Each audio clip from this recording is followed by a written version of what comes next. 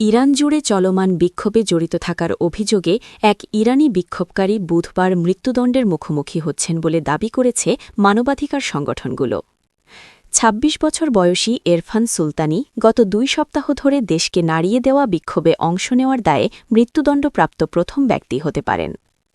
Norway ভিত্তিক স্বাধীন NGO হেঙ্গাউ organisation for human রাইটসের মতে ৬ দিন আগে নিজ বাড়ি থেকে এরফান সুলতানিকে গ্রেপ্তার করা হয় এবং ভিন্নমত অমনে শাসক গোষ্ঠীর কঠোর অভিযান জোরদারের অংশ হিসেবে দ্রুত বিচার প্রক্রিয়ার মাধ্যমে বুধবার তার মৃত্যুদণ্ড কার্যকরের সিদ্ধান্ত নেওয়া হয়েছে।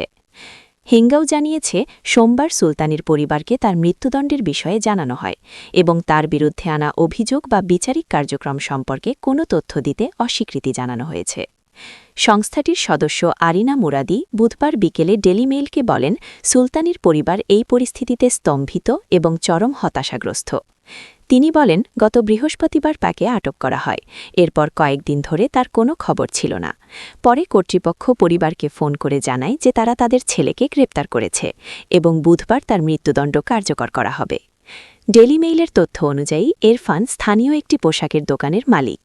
তার বোন একজন আইনজীবী হলেও মানবাধিকার সংগঠনগুলোর অভিযোগ, ইরানি কর্তৃপক্ষ তাকে ভাইয়ের মামলার নথিপত্র দেখার সুযোগ দেয়নি।